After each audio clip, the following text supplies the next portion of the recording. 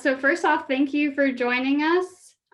For those of you who don't know me, I am Kristen Mara. I am our Ohio, Kentucky VP of Professional Development. So I just want to welcome you all to our chapter roundtable. Today we have the topic of building equity in design.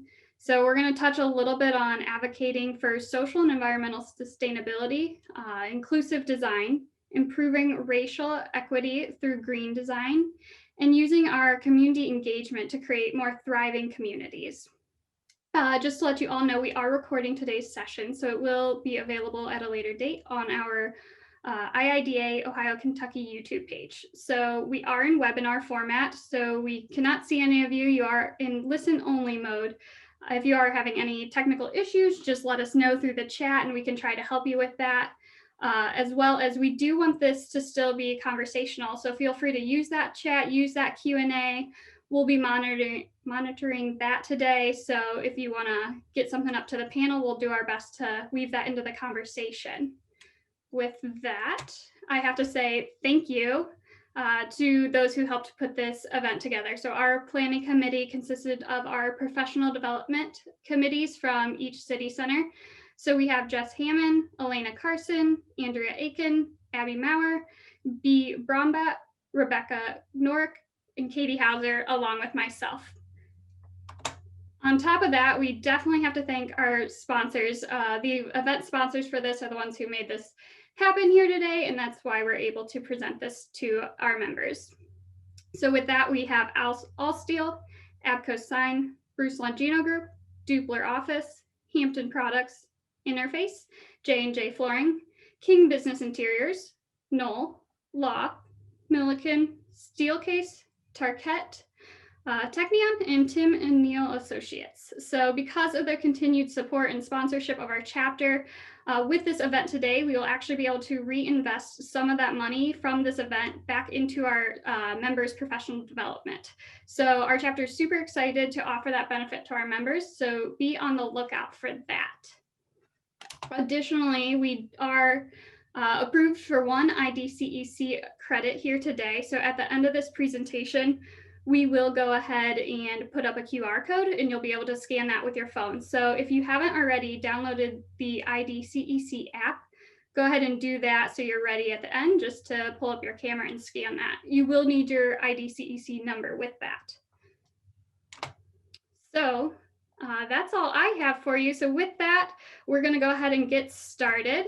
So we do have, I want to first introduce Jo with See Your Words. You'll see her. She's a special treat we have here today. So on top of listening to the discussion, you'll get to see her graphically recording it. So we're very excited about that. Let me go ahead and stop my share here so we can actually see all of our panelists here. There we go. Now you should be able to see her. And with that, I will introduce, well, I'll let Ryan introduce himself, but Ryan Ben with IIDA HQ is here to moderate our event for us today. Yeah, thank you so much, Kristen. I really, really appreciate it. Thank you all for being here with us today. I'm so excited. My name is Ryan Ben. I'm the Director of Association Experience at the International Interior Design Association headquarters office in Chicago, Illinois. I'm so honored to be here with this panel to have this really important and engaging discussion. To get us started, I want to ask the panelists to introduce themselves. Amanda, I'm going to start with you. Can you tell us a little bit about yourself and your background? Yes, thank you. Again, I'm Amanda Markovic. I'm an architect and principal at GBBN. We have locations in Cincinnati, Louisville, Minneapolis, Beijing, and Pittsburgh, which is where I'm located today. I have been involved with the National AIA Blueprint for Better initiative as a champion in the Pittsburgh region. B4B is an advocacy campaign for equitable design. I, along with other designers in the region, began a conversation about how the built environment impacts human well-being. And, you know, everyone on here, I imagine, we're all designers, and we know that the design of a space can help children learn better, help the sick heal better, help people feel they are part of a community. And so our vision is for Pittsburgh and regions like ours to become a place that uses design to improve economic, social, and cultural life. Thank you so much, Amanda. That's amazing. Edson, I'm going to go to you next. Can you introduce yourself and tell us a little bit about your background? Hello, everyone. I'm Edson Cabalfin. I am an educator, an architect, a designer, a curator, and historian. I am currently the newly appointed Associate Dean for Equity, Diversity, and Inclusion in the School of Architecture at Tulane University. So greetings from New Orleans. And I concurrently serve also as the Director of the Social Innovation and Social Entrepreneurship Program, also in the School of Architecture, and also a professor of practice in design thinking. Prior to Tulane, I was associate professor and coordinator of the interior design program in the School of Architecture and Interior Design at the University of Cincinnati, where I was teaching, where I taught for 11 years. I've also served as curator of the Philippine Pavilion at the 16th Venice Architecture Biennale in 2018. And my research has focused mostly at the intersection of architecture history and theory, with cultural studies, gender and sexuality studies, post-colonial theory, spatial justice, public interest design, and heritage conservation. So I'm excited to be here, and thank you so much, IIDA Ohio Kentucky chapter, for inviting me. Thank you so much, Edson. That's great. Tasula, can you introduce yourself and give us a little bit of your background, please? Thank you, Ryan. I'm Tasula Hajiyani. I'm a professor of interior design at the University of Minnesota. And I also see myself as a storyteller. I use stories to help make visible the invisible impacts of buildings in our everyday lives. And many of these stories come from people whose voices are often not heard, such as refugees in Cyprus, along with communities of color in Minnesota. And my latest book is called The Right to Home, exploring how space, culture, and identity intersect with disparities.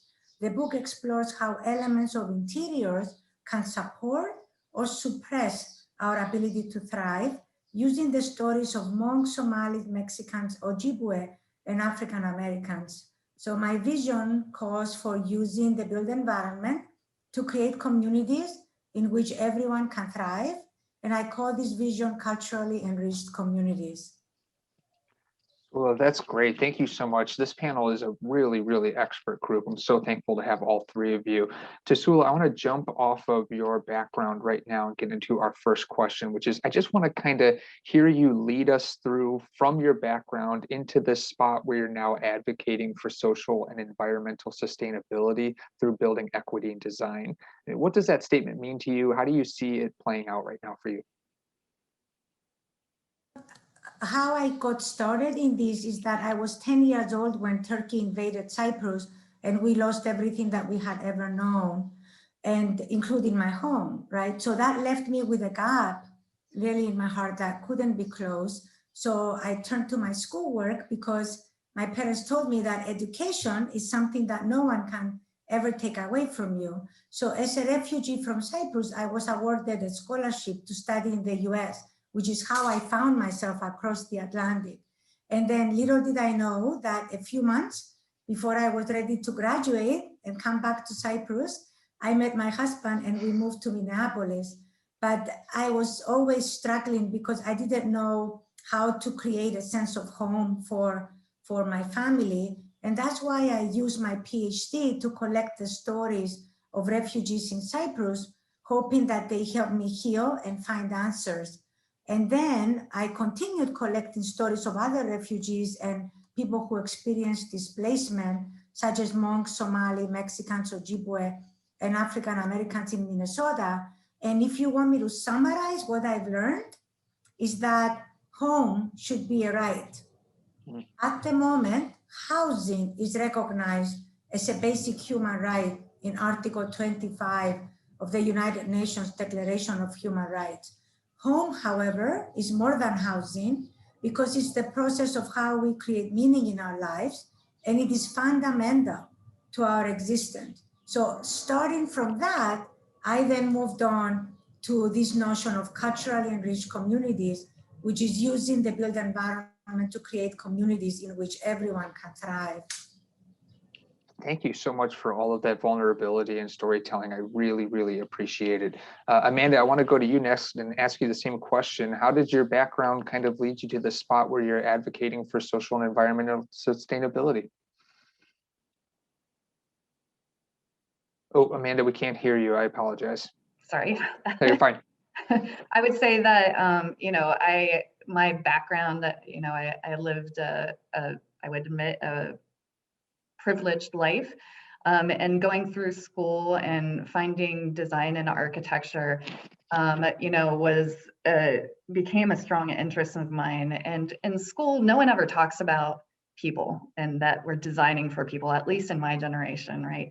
That we're designing great buildings. But after finishing grad school and moving here to Pittsburgh about 15 years ago, I began working on community libraries. The libraries we worked on were run down, non-accessible, not inviting, and really became an impediment to the important resources that they contained. In the process, we held community meetings and we'd hear how dingy the spaces were.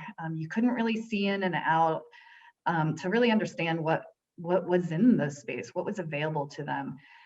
They talked about wanting space for meetups, tech meetups, meeting up with other parents, other families, access to technology. And so the transformed libraries really became inviting destinations for the diverse community. And then after the renovations, libraries would see incredible increases in use, not just of the collection, but in participation of the programming, such as yoga, Mario Kart tournaments, kids' lunches, were provided in the summer, and there was a much more increase in visibility to that resource. So through this, I was able to see how these transformations really increased and improved the well-being of a community. And really set off that passion of designing for people, not designing for a building, but for the people that these spaces serve. That's so excellent to hear. Thank you so much. The passion's so obvious in what you do. Edson, can you share with us a little bit of how you've pooled your background into this moment where you're such an advocate? I mean, all of your experience is so wealthy. Can you share with us how that's been working for you? Sure, Ryan. I'm glad that you also started this sort of roundtable with the idea of our backgrounds, the idea of positionality, of where we are and who we are really informs our work and our framework and our thinking. And for me, I identify myself as a gay, queer, brown, Asian, post-colonial, middle class, Filipino who's an immigrant. I was educated in a state university at the University of the Philippines. My experience, growing up as a gay kid, being bullied, I know how it feels to be marginalized and oppressed. And I think that really pushed me to advocate for people who are also being oppressed and marginalized, because I have personally experienced it. And I know the challenges and sort of the and also the dreams and the hopes of people who are also oppressed. I don't necessarily claim that I know every sort of experience of every oppressed people, but I can relate because I myself came from that. But I also acknowledge also that I'm also privileged, having been able to be educated and having this opportunity to study in the States, as a Fulbright scholar later on. And then, also finishing a PhD also puts me in a very privileged position. And that's how this kind of relationship with my lived experience and then being able to do research also later on about other marginalized people and communities within the built environment also then informed me of how I'm advocating also for creating a more equitable and more inclusive environment. One thing that also maybe is also important to acknowledge is that then as a Filipino, coming from the Philippines, and the Philippines also being a former colony of Spain and also a former colony of the United States, there's a lot of critical framework, and also kind of I'm very critical of colonialism, and there is a very strong anti-colonial stance in a lot of my research, which then also overlaps with issues of oppression and issues of inequities that are also deeply rooted in a lot of these sort of larger forces such as colonialism. And so I'm very conscious of that, and that highly informs a lot of my work and a lot of my research and my writing. So definitely the kind of lived experiences combined with my education have all contributed to where I am and how I think and how I work and what I advocate for. Edson, thank you so much for all of that very honest transparency. I really appreciate it. And all three of you, thank you. Thank you. Tasula, I want to transfer to the next topic. I want to talk a little bit about how design can be healing and create a more just and inclusive world. What are your thoughts on that? I think you have some things to say about those words too, so I'd love to hear all of your expertise. Oh, I think you might be still muted. There you go. Well, of course, design can be healing, and of course, design is instrumental in helping us create a better world, because we spend 93% of our lives inside buildings, including homes, right? Much of that time we spend inside our homes, whether we sleep, we cook, we eat, we rest, we raise our children. And yet, this is the oxymoron. We rarely consider how homes can support or suppress our ability to thrive, whether we can be healthy, get educated, earn an income, and reach our full potential. So in my work, I try to collect stories so we can learn how homes can be used to create communities in which everyone can thrive. And like I said, I call this vision culturally enriched communities. And I strongly believe that we designers have a huge role to play, but you don't have to be a designer to create communities in which everyone can thrive. It takes all of us, all kinds of people. But as designers, what can we do? We can create flexible designs that support diverse ways of meaning making and are adaptable. We can also advocate for policies and regulations that are not exclusionary. I can tell you, for example, that in Minneapolis public housing, occupancy standards dictate if you have a 2-bedroom unit, maximum of 4 people. Well, I can tell you that in many of the families that I've interviewed, it was way beyond 4 people. Extended family situations are helping people adapt and make it in this country. And then it also allows them to host people or friends or family members who are in need. So how can occupancy standards like that shape what a family means, right? And who is part of that family? So, and who is excluded? So we can also interrogate the language that we use, because the language that we use is what's going to help us frame and see the world in a particular way. So for example, the word inclusion is a loaded word. Can you imagine telling a Native American, and we have 11 tribal nations in Minnesota, that we want to create an inclusive world when they were forced to assimilate, forced to acculturate? Who has the power to include whom? And that's why we want to be a little bit cognizant of the fact that the words that we use might not come out the way that we intend. So our intention is to create a better world, right? And the words that we use might not come out just right for some people. Yeah, I'm really appreciative of that. I think that that's exactly a framework that would be helpful for attendees and is easy to adopt. This critical thinking specific to language, that's something we can all do and is not specific only to design. So I'm so thankful to hear that. Edson, I'm going to jump to you. Same question. How do you view the role of design in healing, justice, and inclusion? The idea of what Tasula was also, I think, pointing out earlier about the kind of the language that we use. I think that's a really important point. And I also start also from the idea of again, because of how I researched before, how design can also be oppressive, and how design can also marginalize people. So for me is that then, if we understand how is it that, for example, spaces that we design, how can it be not inclusive, how it is not, how it is really oppressing sort of the ways that we live, or that it prevents us from growing and thriving, then we can also then shift our understanding in terms of that. Then kind of the other side of it is that how then can we heal? And so for me, like, healing involves challenging larger systems of ways people are being oppressed and marginalized.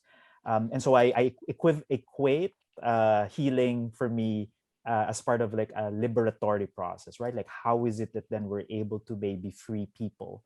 So for example, like what Tasula was also mentioning about the Native Americans, indigenous peoples, for example, that have been colonized. And again, kind of like also where I'm coming from as an experience is that then it's always something that is in our mind and that we constantly also sort of deal with even until today. And so that's part that this healing process needs to happen in kind of like multiple levels and also in sort of different facets of our lives. And so in kind of like connecting it back to design, because design connects people, places, societies, and different scales, then if because of this sort of engagement and interaction of design with people, then design has that ability to oppress, but also then design has that ability to also then liberate us and also heal us. So I see that sense of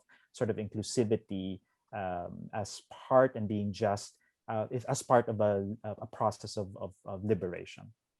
Yeah, that is such a gift, I feel like, for us, Edson, because I think we often talk about design being a holistic process, but you're almost describing the design thinking process as being holistic when we think about both liberation and oppression, which I think is just really smart. Thank you, thank you.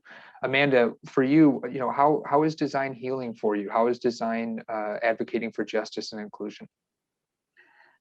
Thank you. I think both Tasula and Edson have made really strong points that I'd like to talk about just a little bit. This idea of language is just so important. How we use terminology, not just in how we talk about inclusivity or diversity, but our own design language can be a barrier, right? That we have a tendency to use design jargon, and that can continue to be that barrier between how design can have such a positive impact on the communities we work with. It continues to create that vision or that idea that design is a luxury, that it takes money or it takes resources that may not be accessible to a certain community to provide that good design. But, and Tasula, you mentioned this earlier as well, that providing shelter and safety is a basic human right that has been identified by the UN. And for so long, that was what was thought was, met the basic human needs. But design can do so much for psychological needs of belonging, self-esteem, through joy, providing agency, dignity, through healing that Edson mentioned. Along with that safety and shelter, we know that just providing safety and shelter is no longer meeting our basic human needs.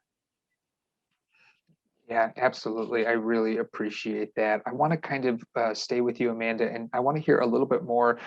You've been working in the community now for so long. How have you seen design help your community thrive? Like how have you seen it maybe take that turn? We heard a little bit about the library system near you, but do you have other examples or other anecdotes to share? Yeah, I mean, I work on other projects beyond little community libraries, and of course, those just automatically have a big impact, right? You know, I've worked on affordable housing, I've worked on higher education, you know, commercial offices. All of these different types of projects have that opportunity. It isn't just with affordable housing. But I think what is essential is knowing who you're designing for and the communities that are impacted. Just having that basic understanding will really start to create empathy. And that empathy as a designer is critical. It will broaden our worldview by listening to the experiences of the different communities and cultures. You know, in doing that research, every place has a history and one that's likely very complex. So fully understanding the broader context results in a more meaningful design approach. You know, we all, designers, ask the question, what does a better future for this community look like? But it's imperative to include that question and that conversation with the community, with the marginalized, the people that exist around these places that we're creating. Yeah, that's really interesting. Having the goal of seeking empathy in the complexity of a community or person or family's history.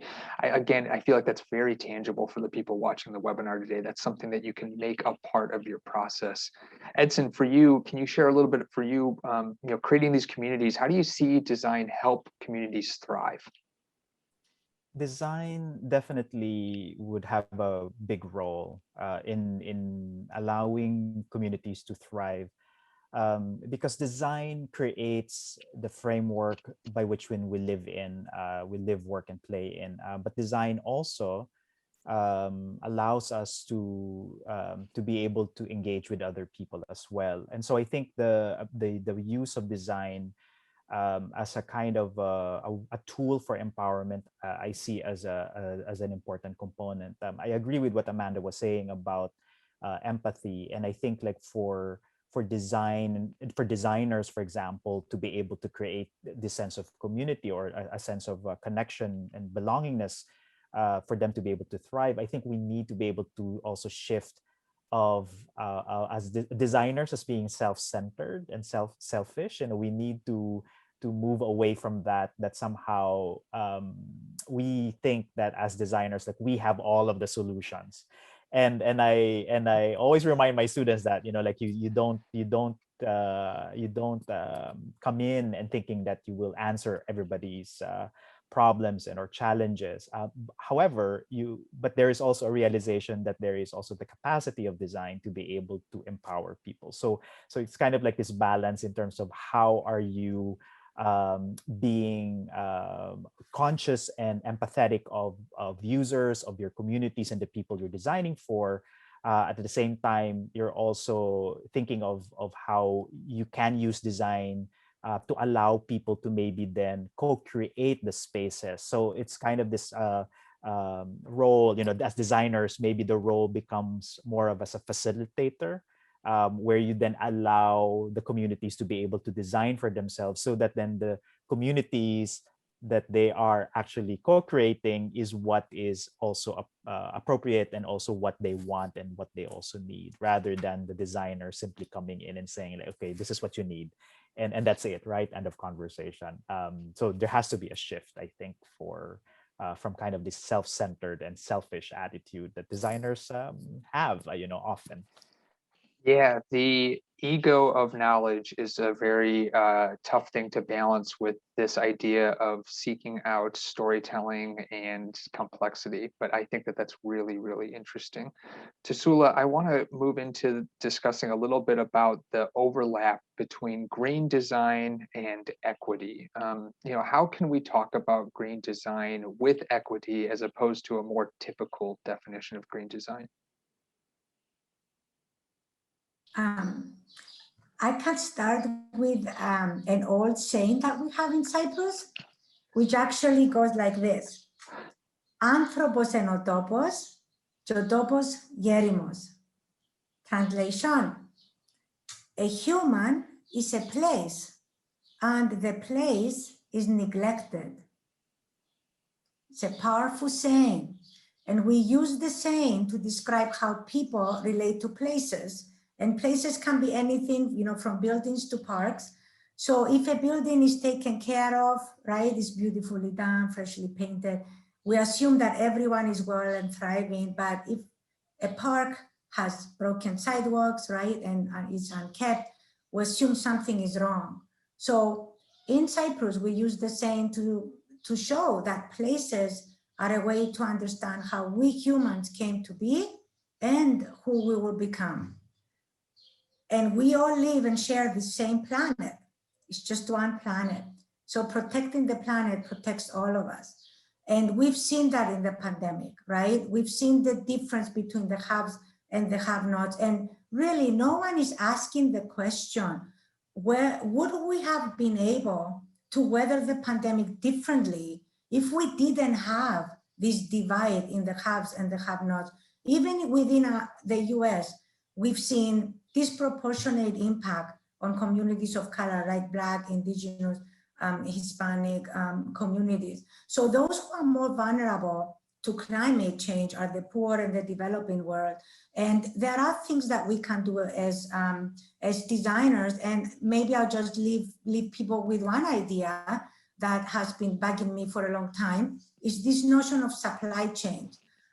Are the products that you're using, are they coming from a place that is experiencing environmental destruction to extract those products? Are the people being paid fair wages? Are they using child labor? Are they using human trafficking? How much are we willing to pay for equity? And I can tell you, Ryan, I ask a question of my students every semester. How much more are you willing to pay for fair wages for the shirt that you're wearing? Not that many arms go up. And it's not because my students are bad people. It's because we've been conditioned to have this sense of entitlement. And I think we learned our lesson in the pandemic. This needs to stop. Yeah, I mean, I think that design is currently positioned to be something that more people are intimately aware of than they have ever been in our lifetimes because of the pandemic. I think spending 18 months in solitude makes you think about where you are and whether or not it is human or not human. And so I couldn't agree with you more, Tasula. I think that's really astute. Amanda, for you, where do you see this overlap for green design, equity? You know, how are you talking about green design to maybe make it more equitable? So, I mean, environmental racism has existed forever. You know, where communities of color are disproportionately burdened with health hazards through policies and practices, you know, because of their proximity to sources of toxic waste. You know, green buildings we've been talking about for some time as a way to mitigate climate change and global warming. You know, I think that bringing it down to the human scale is really critical here, so that people understand that it is not about only the environment and climate impacts, but it supports a healthier life. You know, and it provides, green designs provides that access to that healthier life. So reducing building emissions reduces pollution, improves air quality, lowers lung and respiratory disease. You know, there are paths to affordable and reliable energy. You know, I know PV is something that a lot of people talk about and see and understand, but it's an easy way to retrofit a building. But you know, new buildings, there are different ways that we can be smarter about design to use less energy and reduce emissions. But talking about sustainable and resilient design is not only about the air we breathe, it is about creating more inclusive and safe, welcoming spaces. Yeah, absolutely. Edson, for you, how are these weaving together with your work as both a teacher and designer? How are you connecting these points? I Totally agree also with what Amanda and Tasula are saying. I also think that racial equity and environmental justice are intertwined. They're inextricably intertwined. And as Tasula had said, the people who are also most affected by climate change are in these vulnerable communities of disproportionately. And for example, I'll just give you a clear example. Like for example, the challenge and the problem of rising sea levels, and for example, intensification of typhoons and hurricanes, for example, in the Philippines, affects those of the poorer fishermen who are living in the coastal areas.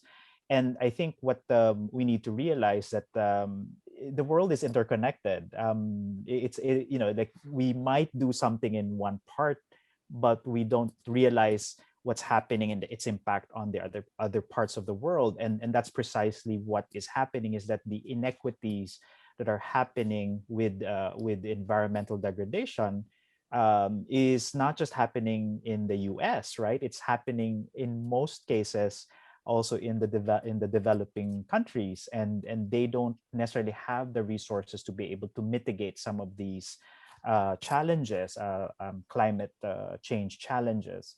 So which means that if we are going to look at green design, it's not it's we shouldn't look at it in kind of like an isolated event or isolated action, but looking at it in at the systems level to see how it connects across the world. Exactly as Tasul had mentioned about the shirt that we're wearing, you know, but let's say, you know, the cotton that's being used, let's say, in that shirt is coming from a modern day slavery that's happening, for example, in China, right? In some parts of China where different communities are being forced to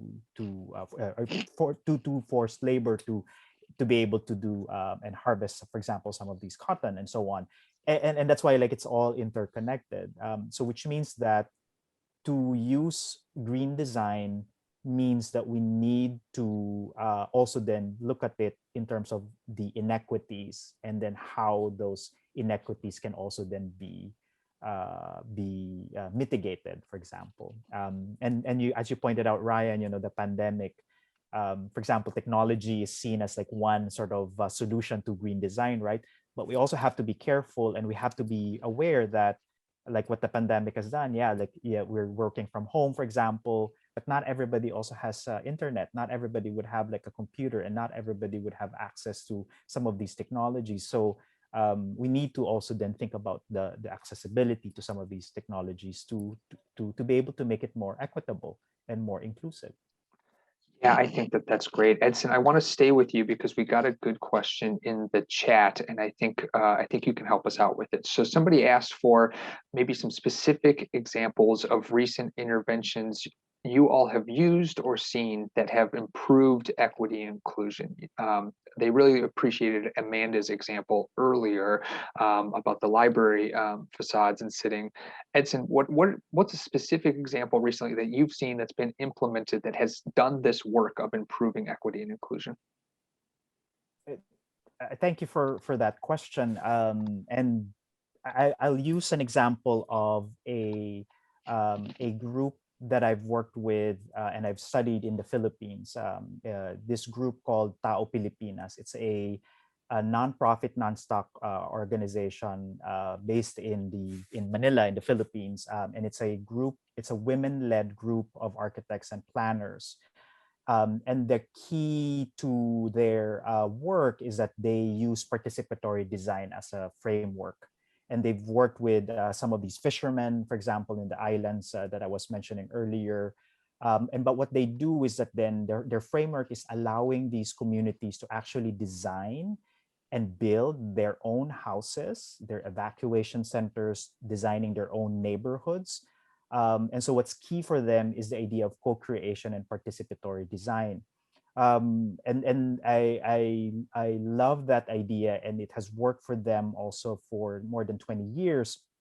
And so in terms of this is a process that we can also do, for example, in interior design, is that what if we can then allow the communities that we serve to allow them to co-create and maybe design their own spaces for themselves, right? So so this is a more of a design approach, a kind of a framework by which then we allow the communities to tell us and to design for themselves what they need and what they want. And I know this is this can be controversial, right? Because then somebody might ask, then what's our role again, right? Then what I mean, I studied like so many years in college and so on, and graduate school, and then here I am, like, you know, I'm not being listened to or whatever. And that's why it's a fundamental shift in terms of the role of the designer. So the framework is, I think, like, you know, it's a shift in mindset is one way to be able to address some of these inequities. Yeah, I think having the mindset of being a facilitator, which you said earlier, Edson, is just very, very valuable. I hope we can all hold on to that. Tasula, can you also maybe share with us an example recently of a design implementation that you've seen that has fostered inclusion, equity? You know, I know you work really close with the communities in Minneapolis, so I'd love to hear maybe if you've seen a recent example that you could share with folks. Maybe I can take the opportunity and talk about Landscapes of Hope, which is something that I've created as a response to the George Floyd murder that actually happened about 12 blocks from my house. And I have to tell you that when that happened, I actually found myself frozen, because as a white researcher, I didn't know if I should be doing anything, right? I started questioning all of my work for the past 25 years. I was like, do I have the right to tell Black and Indigenous stories? Am I overstepping ethical boundaries by telling stories that are not mine? Like, would my work as an outsider be judged, and would it even be taken seriously? So I was really struggling with, like, where would I find the mental tenacity to handle the shaming that could follow if I made a mistake? And so that kept me in my cocoon, and I had to go into an introspection. And in the end, I ended up renewing my vows to my work, because I do believe that we all have a role to play. So I did go out into my city, and I documented the stories of many of the buildings impacted by the protest, about over 200 buildings, even though, of course, there's over 1,500 buildings that were impacted. Landscapes of Hope includes about 200, because many of them were Black-owned, refugee-owned, immigrant-owned, women-owned, family-owned businesses. So I knew that the answers we were looking for in terms of how to move towards social and racial justice were right in front of our eyes. And we just needed to know where to look. So I challenge people to move toward what I call, Ryan, I call it consider culture. I think right now, cancel culture is gaining power. This idea of withdrawing support from someone who said something considered offensive. So of course you have to be careful about what you're talking about, but consider culture allows us to be intentional in questioning our biases. It opens up opportunities so we can learn stories that may be different than ours. And it also allows us to recognize that the design of the built environment has the power to support or suppress our ability to thrive. So once we engage in consider culture, which designers can help pave the way, then we can start to form synergies, we can find support. That's why I thank you for inviting us to this panel, to be part of this panel, because we can, that's what we need to do. Find support, and then we can join forces and we can transform how we design, how we teach, the policies and the regulations that follow. Yeah, Tasula, I'm so appreciative in the time I've gotten to know you this year, that so much in your life makes you pause and makes you really think critically about your process, your mission, and your vision. And I just think that's really amazing, and I think speaks to the theme of this panel really well. Pausing and considering are really important. Amanda, I want to jump over to you and talk a little bit about how you include neighborhood residents and stakeholders in the design process. I think Edson's been doing a good job of kind of talking about this balancing act, but I'd love to hear how you do it. How do you balance your expertise with input? Yeah, thank you. I mean, I have a very recent example actually that I'd like to share of a project that we're working on. It's a mixed use, mixed income of housing project, fairly large in that it's a development that spans across a street and is in the knuckle of two neighborhoods, one that is all about tech and connecting downtown and the university campuses, along with a connection up to a historically Black community, and how those two come together. There were extensive community meetings before a developer even got involved, before as architects we even got involved, to talk about, you know, what belongs here, what does the community want to see. And what came out of that is a lot, you know, of, you know, information of that housing is certainly needed, affordable as well as mixed income, that there was a lack of retail space in this area. They also talked a lot about a need for places for children and families. And we, you know, I agree with Edson in that we need to co-create with the communities, but that we do have a level of expertise that we need to weave into that process.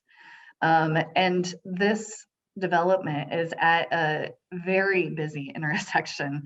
It is a corridor connecting these two communities, and imagining a place for children, a play space for children at this corner did not seem to make sense because of it would be dangerous. You know, I wouldn't as a parent feel comfortable because of the high amount of traffic and how fast that traffic is moving. And so we didn't respond to it initially, but as we began to really consider that question and that request for these places for play, you know, we did find places. You know, it is not on the highly visible corner that I think was the initial reaction, but it is on the property with misters and space to play that is pulled off of that major artery and that major connecting point.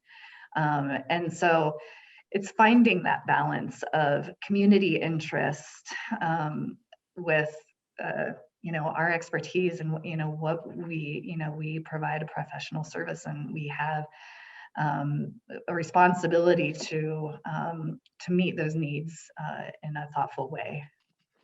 Yeah, I think going to the community and asking them that question of what belongs here is a great way to do what you talked about earlier, of kind of moving past the design jargon to get to a question that they absolutely are the experts on. They can answer that question better than you, and once they answer it, then you can kind of meet them with some of your ego and your expertise and your knowledge, which is awesome.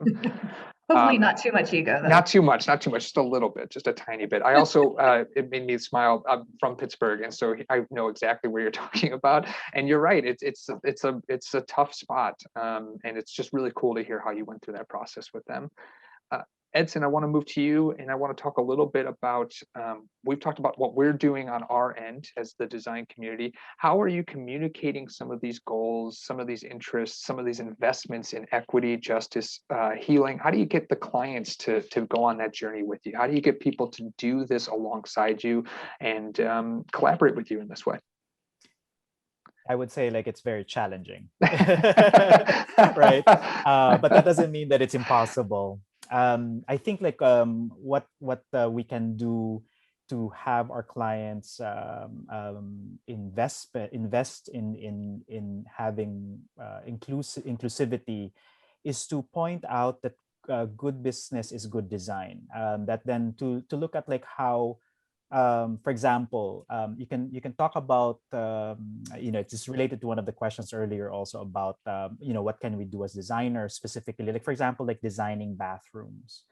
And let's say if you're designing bathrooms, let's say for restaurants, and looking at like how if you make your bathrooms more inclusive, like you provide maybe an all gender, it's of course like it's ADA compliant, but it's kind of like a more welcoming bathroom, that would then have an impact in terms of attracting clients to your restaurant, to your commercial space, through your and so by posing then how you're being inclusive in the bathroom could have like a big impact in terms of like how clients, customers can come back to your business or to your establishment.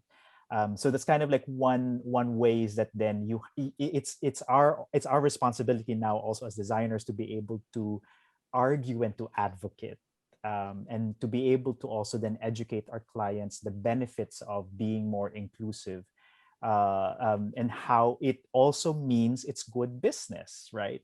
Because I think there's a misconception that being equitable and being inclusive means that it needs to be expensive. I don't think that is necessarily the case, because then you're being inclusive to more possible customers or users, means that then it will have a greater impact. And so you can integrate this and explaining to them, and maybe use case studies to be able to show your clients like how some of these changes in design, being more inclusive design, could then convince them to invest in doing, maybe as part of like your pre-design service or during your research phase, to invest time and resources to be able to investigate this and to be able to listen to your stakeholders and to your users, and then be able to integrate that in your design, in your schematics or your design development later on. But the idea is that then you need to convince your client at the early stage that that inclusive design should be a base design. It shouldn't be like an add-on. It should be a very basic design requirement. Absolutely. Absolutely. Tusula, I imagine that is a question maybe some of your students sometimes approach you with, this idea of how to get buy-in from potential clients, users down the road. What is your advice to them when they ask this question of you? It's all about money, Ryan. So, is that another Cyprus saying, or is that just a no? That's an American thing. So if we are waiting for us to move towards social justice dependent on morals and doing the right thing, we're not gonna get anywhere. We have to show to clients, to policymakers, to those who put together the laws, right, how it saves them money, why this is financially savvy, and why this is actually helping their ROI, their return on investment. Okay, so it's all about money. And in my case, I have been advocating for us to do research that shows the money saving, right? So whatever we put in, what is it that it saves us? Like, for example, Landscapes of Hope is about immigrant entrepreneurship. Well, how does that help revitalize the city, create more jobs, increases the tax base? Well, policymakers like that, right? Reduces health disparities, reduces the numbers of those who are uninsured, creates more jobs, and all of that. So, but we don't really have that yet. It's not spelled out, it's not fleshed out with any big studies yet. And that's where we need to move to actually show that this investment brings this much money, and that's why it needs to be translated into policies. That's my take, I'm sorry. No apology necessary. It's great. I really appreciate hearing it. Amanda, for you, how are you convincing clients to get on board with some of these ideas alongside you? So the involvement with the community and the time needed to meet and really have valuable conversations. I mean, it is, as Tusula said, it is about money, but in the big scheme of things, it is a drop in the bucket when you look at the total project costs. The time for your design team to engage along with the development team to engage with the community is minor and equates to a much more successful project. You know, but I would like to challenge and you know, we need to dispel the idea that good design is a luxury. So constantly saying, well, if you want good design, you're going to have to put money towards this.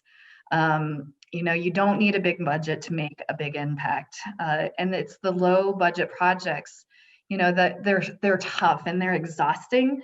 And they're the ones that most need the strategic thinking inherent to good design.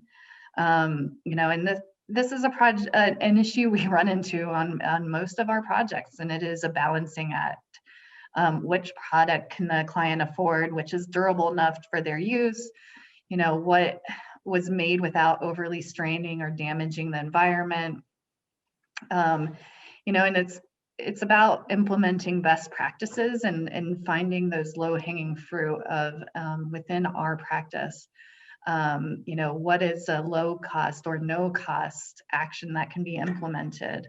You know, starting with not utilizing anything on the red list, you know, making sure all equipment is Red Star or as Energy Star labeled. You know, one thing that is a low cost, you know, social connectedness is so important to building strong communities. And, you know, in any project, it's the, you know, for the cost of adding a few doors, you're buying better social connectivity. For the cost of adding a couple of feet to the width of your corridors, you're providing an opportunity for people to engage in conversations while you're walking to your door. Or, you know, can those spaces become programmed? So I think there's a lot of low cost ways for us to do this until the policy does change, until, you know, we start seeing that funding come through, because it is so important, but we need to act on this now and we can't wait. Yeah, really appreciate hearing all of that. We only have a handful of minutes left, and so I want to take this moment real quickly to thank the three of you for all of your expertise. I want to end this program by asking each of you, to the best of your ability, to maybe in a sentence or two sum up what this conversation means to you right now. It can be a piece of advice, it could be another saying from Cypress to Sula. I'm totally going to tee you up for that. It can be anything, but I would just love for us to maybe try and distill this down for people if we can. Again, we're going to put up the CEU information here in a bit. Thank you to the Ohio Kentucky chapter. Thank the three of you again so much for your expertise. Hopefully that was enough time to come up with something, because I'm going to come to you, Edson, now. How could you sum this up for attendees? The discussion for me all boils down, or is fundamentally rooted to the idea of power.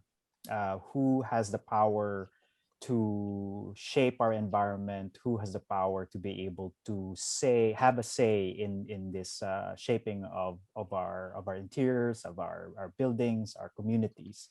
And so my advice is to reframe the power structure, and means that then we can then recenter the focus from that of the designer to the community. It's not always just about us, right? And so we need to listen.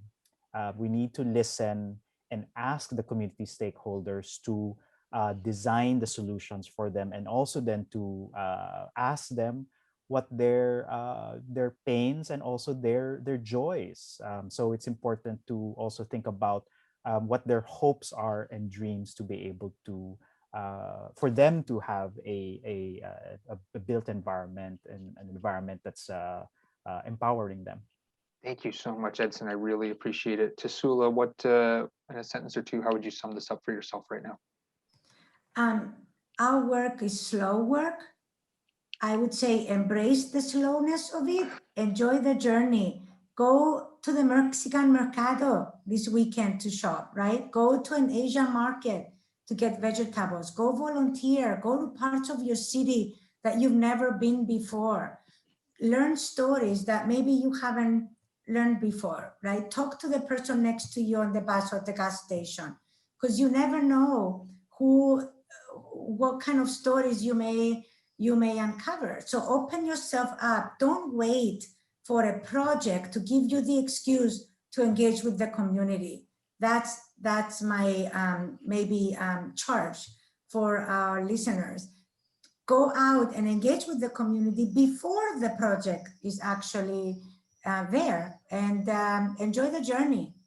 That's amazing. Thank you, thank you, thank you. Amanda, for you? Yeah, so talk about design, talk about how it impacts our lives. So much of what we do is hidden in plain sight. We see it, but for most people, they do not see it. It is that 99% invisible. So empower people by informing, what the value of design is. And to Edson's point of who has the power, it would be incredibly powerful if a community member at a required community meeting of a certain development asked the developer and the architect and the designer and that was presenting, how is this project going to improve my life? Amazing. I absolutely love it. Tasula, Edson, Amanda, thank you three so much. Kristen, I think I'm supposed to toss it back to you. Thank you for this amazing program. Thank you very much. Thank you for having us. I'm muted. All right. Thank you, everyone. Thank you, panelists. Thank you, Ryan. Thank you, Joe. I'm going to pull up my screen here really quick,